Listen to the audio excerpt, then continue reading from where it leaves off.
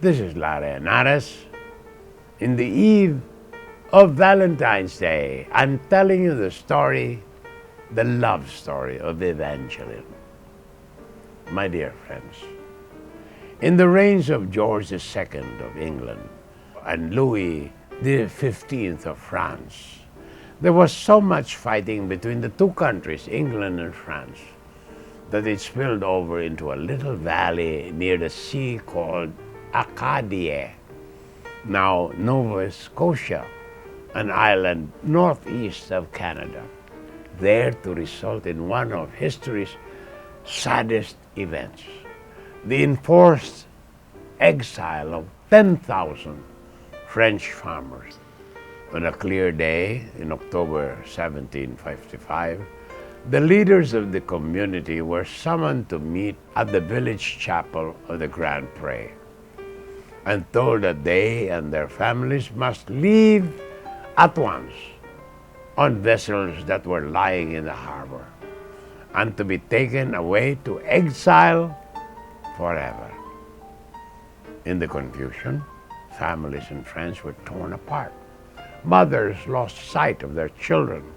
Husbands and wives were transported in different ships. Most families were not united for years. Some never came together again. Against this background, the poet Henry Wadsworth Longfellow wove his sadly beautiful narrative poem called Evangeline. He told of the story of Evangeline in the Indian summer of 1755, only 17 years of age, a black-eyed, brown-haired girl, the loveliest maiden in the parish, and Gabriel, to whom she was betrothed, the son of Basil the blacksmith. And how on that terrible day, Gabriel and Basil were forced into one ship while Evangeline waited at the shore with her dying father. As the neighbors buried her father by the sea, Evangeline was forced to go on alone in the next ship. She was young and beautiful and in love. And there grew in her heart the dream of finding Gabriel again. But it was a dream that always beckoned, always, and faded as she approached, and beckoned again, and faded again. Evangeline wandered among the fur traders and woodsmen in the wilderness, even in the French settlements of Louisiana. Wherever she went, Gabriel was there.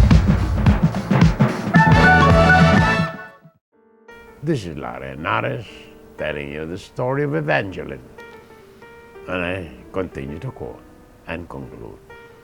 But Gabriel, urged on by his restless longing for his lost sweetheart, kept moving on, searching for forgetfulness, yet remembering his last happy evening at the Grand Pré, when he and Evangeline sat at the window silently, one by one, in the infinite windows of heaven, blossomed the lovely stars, the forget-me-nots of the angels.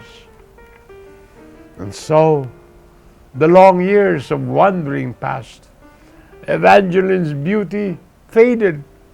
She grew into a heartbroken old woman, now a sister of mercy in plague-stricken Philadelphia, devoting herself to the care and nursing of sick and the poor.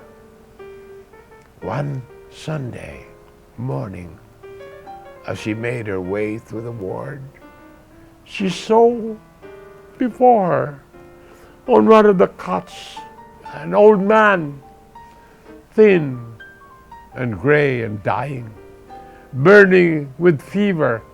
Yet she knew him, her Gabriel. The long, weary years of a lifetime search was at last over. Motionless, senseless, and dying, he lay, and his spirited, exhausted, seemed to be sinking down through the infinite depths in the darkness.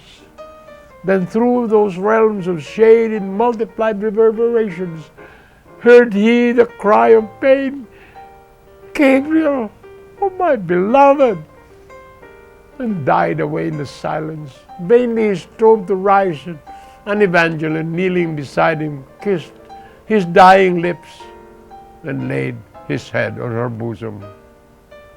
And so the lovers were united once more. Death gallantly stood aside to grant them one last joyful moment of reunion, then came forward to claim him. All was ended now. The hope and the fear and the sorrow, all the aching of heart, the restless, unsatisfied longing, all the dull, deep pain and constant anguish of patience. And as she pressed once more the lifeless head to her bosom, meekly she bowed her own and murmured, Father in heaven, I thank thee. This is Lara Henares making your day, saying good day. God bless you. Thank you very much for being with us. Till next time, hasta la bye-bye.